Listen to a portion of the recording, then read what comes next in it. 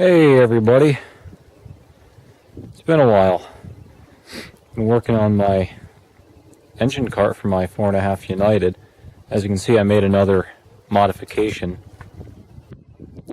I did not like how wide the steering was when I shortened the axles. I could only angle my steering axle just a little bit, and I had probably a 25 or 30 foot turning radius, and that was just way too big.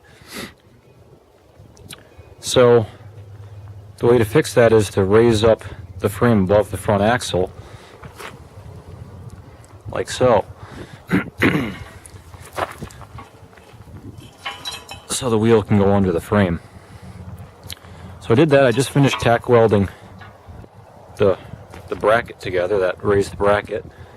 And I also made some larger wheels for the rear, because I didn't feel like raising the rear axle as well, or raising the frame above it, because I had already welded it on.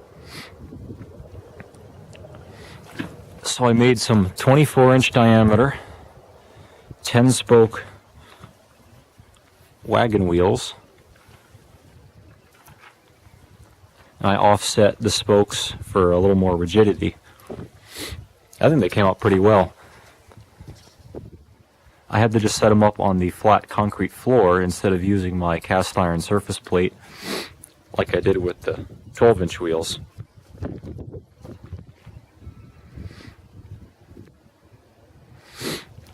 So that's it. It rolls pretty nice. The large wheels make it very easy to roll. And I can turn it on a dime. Much better than before. So all I have to do, I just have to weld up all those joints, grind them smooth, wire wheel everything and paint it, and I'll be all set. Be ready to put the engine on. So thanks for watching. Figured I'd give you one last update. Show you what I eventually ended up doing. Any questions or comments, let me know. Thanks for watching.